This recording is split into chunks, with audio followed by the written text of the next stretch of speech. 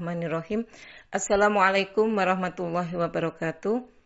Innal hamdalillahi nahmaduhu wa nasta'inuhu wa nastaghfiruh wa na'udzubillahi min syururi anfusina wa min sayyiati a'malina may yahdihillahu fala mudhillalah wa may yudlil fala hadiyalah. Asyhadu an la ilaha illallah wa asyhadu anna Muhammadan abduhu wa rasuluhu la nabiyya ba'da. Raditu billahi robba wa bil islami dina wa bi Muhammadin sallallahu alaihi wasallam nabiyya wa rasulah. Ibu-ibu dan para pendengar yang dirahmati oleh Allah Subhanahu wa taala, marilah kita panjatkan puji syukur kita kehadirat Allah Subhanahu wa taala sehingga kita masih dipertemukan oleh Allah ke bulan Ramadan ini dalam keadaan sehat walafiat. Salawat dan salam semoga tetap tercurahkan kepada junjungan kita, suri tauladan kita atau uswah hasanah kita, Rasulullah Sallallahu Alaihi Wasallam. Ibu-ibu dan para pendengar yang dirahmati oleh Allah Subhanahu Wa Taala, untuk kajian kali ini kami sangat diberi amanah untuk memberikan materi tentang fikih puasa, di mana fikih ini adalah secara etimologis berarti pemahaman, yaitu pemahaman yang mendalam tentang puasa. Jadi orang kalau diberi pemahaman oleh Allah dengan baik, maka disitulah nanti kita akan menjadi paham betul tentang apa yang diberikan kepada kita semua, khususnya tentang puasa. Ibu-ibu dan para pendengar yang dirahmati oleh Allah, kalau kita bicara tentang puasa, maka kita harus tahu dulu apa itu sebenarnya atau siapa orang yang terkena wajib puasa. Orang yang terkena wajib berpuasa atau orang yang wajib berpuasa yaitu orang yang beragama Islam. Orang yang beragama Islam tentunya adalah orang yang beriman, sebagaimana di dalam surat Al-Baqarah ayat 183, A'udzubillahi minasyaitonirrajim, ya ayyuhalladzina amanu kutiba alaikumusiyam kama kutiba alal ladzina min qablikum la'allakum tattaqun. Di sini adalah yang dipanggil oleh Allah adalah orang-orang yang beriman. Yang kedua adalah berakal sehat. Jadi kalau orang akalnya tidak sehat atau orang yang gila atau hilang ingatan, maka dia tidak terkena wajib puasa. Tapi kalau dia hilang ingatan, kemudian sembuh, atau orang yang gila atau hilang ingatan, kemudian sembuh atau sadar, maka memang dia wajib berpuasa. Yang ketiga adalah orang yang sudah balik. Nah, kalau sudah balik ini wajib berpuasa. Cirinya adalah kalau seorang perempuan sudah datang haid. Kemudian kalau laki-laki mungkin dia sudah mimpi basah atau memang sudah ada perubahan dalam dirinya, misalnya suaranya semakin membesar, tidak seperti biasanya. Itu antara lain ciri-ciri anak yang sudah balik. Kemudian yang keempat adalah sehat jasmani. Maka kalau orang sakit itu tidak berkewajiban untuk berpuasa, tapi harus diganti di hari yang lain. Kemudian yang kelima adalah orang yang mukim atau menetap di suatu tempat. Maka disitulah dia kena wajib puasa. Kalau musafir itu boleh tidak berpuasa, tapi harus mengganti dengan atau dikodok di hari-hari yang lain.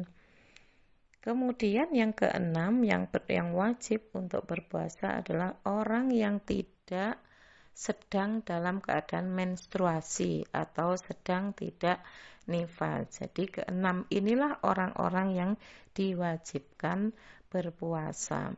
Nah, kemudian ada beberapa tingkatan golongan yang tidak puasa Ramadan. Misalnya ada yang tidak wajib sama sekali, yaitu ada dua golongan. Orang yang sama sekali tidak berkewajiban menjalankan puasa Ramadan, yaitu orang kafir, dan kedua adalah orang gila karena dia hilang ingatan. Nah, itu tidak wajib sama sekali untuk menjalankan puasa. Kemudian yang kedua adalah wajib berbuka dan wajib mengkodok puasanya. Ya, yang termasuk kategori ini adalah kaum wanita yang sedang menstruasi dan sedang nifas. Bagi kedua golongan ini wajib berbuka dan haram kalau melaksanakan puasa. Kemudian yang ketiga adalah boleh berbuka puasa dan wajib membayar fidyah.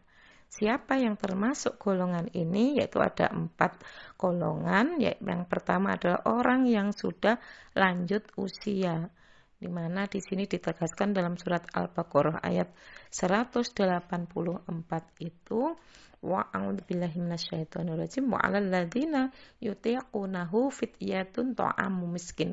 Jadi dia tergolong orang-orang yang berat menjalankan ibadah puasa, tapi dia harus membayar fidyah, yaitu memberi makan seorang miskin.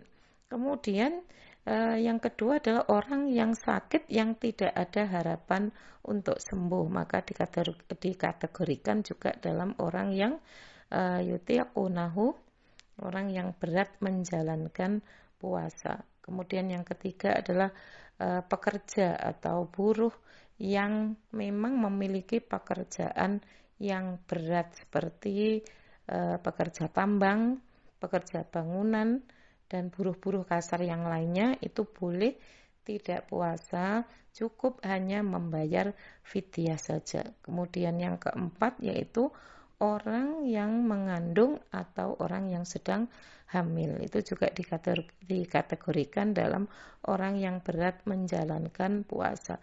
Keempat golongan tersebut itu hanya diwajibkan untuk membayar fidyah, yaitu sejumlah 1 mud, atau kalau kita kuruskan menjadi 0,6 kg atau 6 on. Dan itu bisa juga diganti dengan makanan siap saji sesuai apa yang kita makan sehari-hari.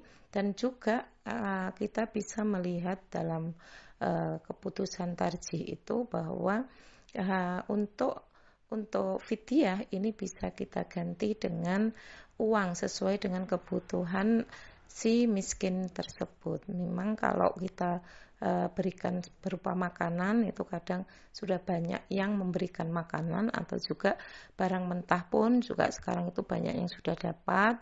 Mungkin apa yang dibutuhkan si fakir itu, maka itulah yang harus kita berikan sebagai ganti fidyah bagi orang yang tidak menjalankan puasa atau berat menjalankan berpuasa. Nah, kemudian yang berikutnya adalah rukun puasa. Rukun puasa itu ada 2. Yang pertama adalah niat puasa. Nah, niat puasa Ramadan ini wajib dilakukan pada tiap-tiap malam sebelum fajar. Ya, yaitu wujudnya bukan berupa susunan kata atau kalimat tertentu, melainkan kebulatan hati serta kesengajaan hati untuk melakukan puasa karena mengikuti perintah Allah guna mendekatkan diri kepada Allah dengan ikhlas. Maka disinilah niat puasa itu yang terbaik memang harus dilakukan setiap malam. Agar apa? Agar kita bisa bisa untuk membenahi atau bisa memperbaiki niat kita untuk melakukan kebulatan hati serta kesengajaan hati untuk melakukan puasa itu hanya mengharapkan ridhonya Allah, sehingga ikhlas menjalankan ibadah puasa itu. Nah, disinilah ibu-ibu dan para pendengar yang dirahmati oleh Allah, maka niat kita tidak tersusun dalam kata-kata, dalam arti yang diucapkan nawaitu somahud an ada itfarti syahri Ramadan di sanati fardulillahi ta'ala, tidak seperti itu, tapi niat itu ada di dalam hati, kesungguhan kita untuk menjalankan ibadah puasa karena Allah, itulah niat kita. Karena kalau orang tidak berniat sebelum fajar atau sebelum subuh, maka puasanya tidak sah, sebagaimana hadis yang diriwayatkan oleh 5 ahli hadis dari Ibnu Umar, malam yujmi isya muqabalal fajri falasya malahu. Barang siapa yang berniat puasa, yang tidak berniat puasa sebelum fajar, maka tidak sah puasa baginya. Nah, kemudian yang kedua atau rukun yang kedua adalah menahan diri dari segala hal dan perbuatan yang dapat membukakan puasa dari sejak fajar sampai terbenam matahari. Nah, disinilah kita harus mampu menahan tidak makan, tidak minum, dan tidak berhubungan suami istri mulai dari terbit fajar sampai terbenam matahari.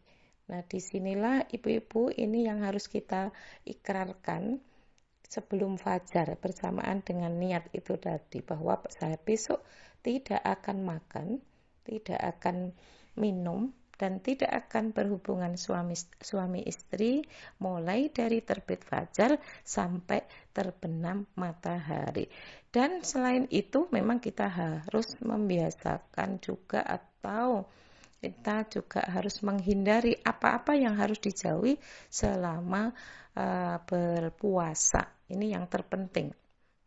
Maka kalau kita berpuasa tidak hanya menahan itu tadi, tetapi juga kita harus juga menahan atau meninggalkan hal-hal yang harus dijauhi selama berpuasa. Seperti apa itu? Berkata atau melakukan hal-hal yang tidak sesuai dengan ajaran Islam.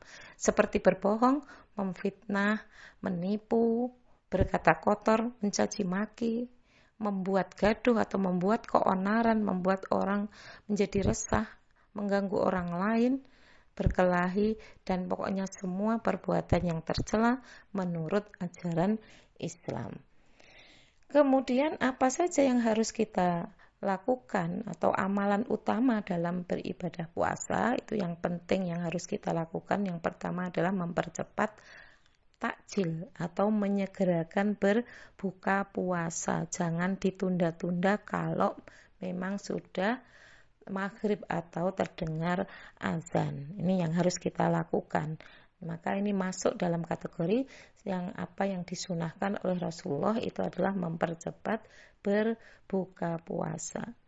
Nah, kemudian setelah selesai berbuka puasa atau setelah takjil, takjil dulu belum diikuti dengan makan yang berat, maka setelah kita selesai takjil, hendaklah segera diikuti dengan membaca doa. Allahumma dhahabat dhama'u wa batalatil uruqu wa sabatal ajru insyaallah. Ini yang harus kita lakukan. Jadi biasanya kita menyegerakan takjil itu kita berdoa ini, padahal yang dianjurkan hanya kita membaca basmalah saja. Kemudian setelah kita minum, kemudian takjil, baru kita lanjutkan dengan doa Allahumma dhahabal dhama'u wa batalatil uruqu wa sabatal ajru insyaallah. Nah, kemudian yang berikutnya adalah mengakhirkan makan sahur. Ini yang harus dilakukan ketika kita menjalankan ibadah puasa. Maka sahurnya diakhirkan, kalau bukanya disegerakan. Kalau memang azannya sekarang itu jam 4 lebih, maka diupayakan kita sahurnya sekitar jam 3.30 menit atau setengah 4 kita sudah mulai untuk bersahur atau makan sahur. Nah, yang tidak kalah pentingnya adalah kita, ibu-ibu yang dirahmati oleh Allah dan para pendengar yang dirahmati oleh Allah, ada beberapa amalan utama yang harus kita lakukan selama bulan Ramadan ini. Maka bulan Ramadan ini akan bermakna kalau kita mengisi dengan beberapa hal atau beberapa amalan yang mana di situ adalah sangat penting untuk membuat ibadah puasa kita ini bisa nanti menuju makom tertinggi, yaitu takwa.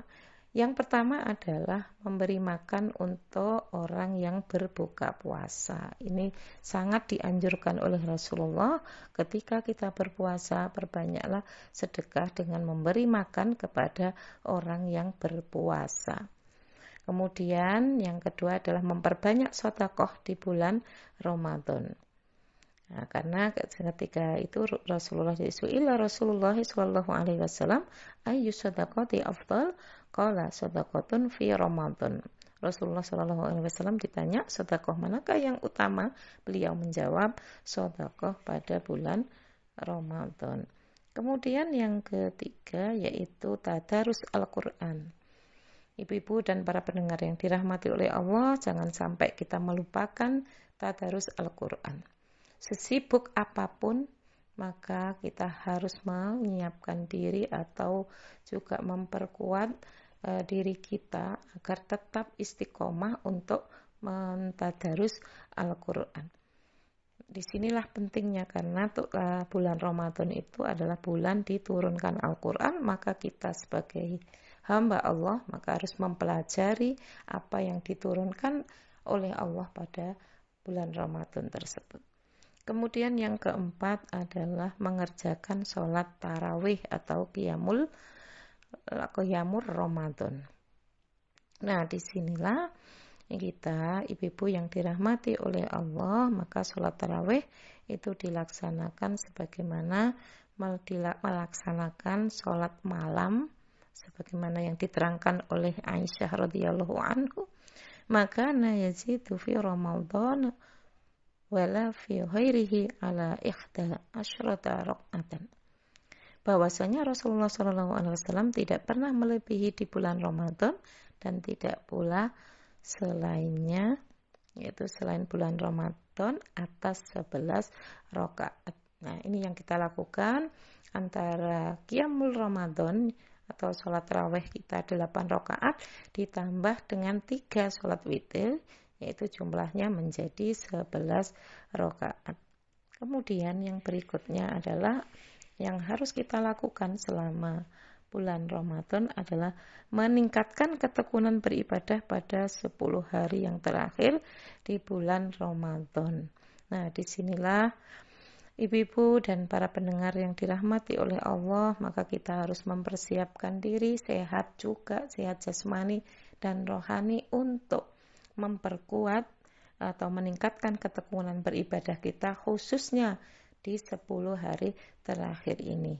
Yang pertama kita memang harus menghidupkan malam hari ketika memasuki 10 hari terakhir melebihi malam-malam sebelumnya. Jadi intensitas kita itu ketika sudah memasuki intensitas waktu, maksudnya ketika sudah memasuki 10 hari terakhir harus kita tingkatkan. Untuk itu maka kesehatan kita semoga tetap terjaga oleh Allah. Maka ketika kita masuk bulan Ramadan jangan lupa kita berdoa, Allahumma ahillahu bil yumni wal imani wassalamati wal islami rabbi wa rabbukallah. Nah, kemudian kalau kita sudah masuki bulan-bulan yang 10 terakhir ini, selain mengisi dengan kegiatan-kegiatan atau amalan-amalan yang tadi kita sampaikan itu, maka juga kita berkewajiban juga untuk membangunkan keluarga atau sanak kerabat kita. Artinya ketika memasuki 10 hari terakhir, maka kita harus mengajak keluarga kita, anak-anak kita untuk melaksanakan qiyamul lail atau melaksanakan amalan-amalan yang dianjurkan oleh Allah ketika sudah memasuki bulan Ramadan. Nah, kemudian juga yang sangat dianjurkan kita ketika memasuki ke 10 hari terakhir itu adalah iktikaf. Jadi di sini ketika kita sudah melaksanakan iktikaf di bulan Ramadan, atau di sini kita akan melakukan atau secara etimologi iktikaf itu kan berdiam diri. Berdiam dirinya di mana? Di masjid atau tempat yang suci, di dalamnya dengan niat kita mendekatkan diri kepada Allah. dan menjauhkan diri dari hal-hal yang dilarang oleh Allah. Maka di sini pentingnya kita semoga semuanya bisa beriktikaf beriktikaf ketika memasuki 10 hari terakhir bulan Ramadan. Kemudian yang terakhir itu adalah memperbanyak doa kepada Allah tentunya. Dan insya Allah kita semua sudah melaksanakan apa yang sudah diajarkan oleh Rasulullah ketika memasuki atau ketika kita berada di bulan Ramadan. Maka disinilah kita harus memperbanyak amal-amal soleh. Dan yang paling akhir, ini yang harus kita ketahui juga bahwa ada beberapa amalan yang membatalkan puasa, yaitu yang pertama adalah makan dan minum dengan sengaja. Nah ini tentu sudah jelas sekali kita tidak boleh. Yang kedua adalah muntah secara disengaja. Mungkin dimasukkan benda ke mulutnya, kemudian bau, kemudian muntah, itu disengaja. Tapi kalau muntah dengan spontan itu tidak membatalkan puasa. Yang berikutnya adalah keluar darah haid atau nifas, itu jelas kita harus berbuka, tidak puasa kita tidak sah kalau tetap kita melakukan, padahal sudah keluar darah haid. Kadang itu keluarnya sore. Nah kalau sudah sore kadang kita semua merasa kecewa. Jangan, tidak boleh, karena selama kita menjalankan puasa tadi itu insya Allah akan memberi pahala kepada kita. Kemudian juga berniat untuk membuka puasanya, itu tidak boleh. Nanti saya akan berbuka puasa jam 4 misalnya, karena belum waktunya berbuka puasa. Masih punya niat, itu juga tidak boleh. Kemudian mengeluarkan mani secara sengaja atau maaf onani, itu adalah hal yang juga membatalkan puasa. Jadi ibu-ibu dan para pendengar yang dirahmati oleh Allah, itulah beberapa amalan dan sekaligus apa yang harus kita pahami ketika kita melaksanakan ibadah puasa. Kurang lebihnya saya mohon maaf. Nasrul minallah wa fathun qarib wa basyiril mu'minin. Assalamualaikum warahmatullahi wabarakatuh.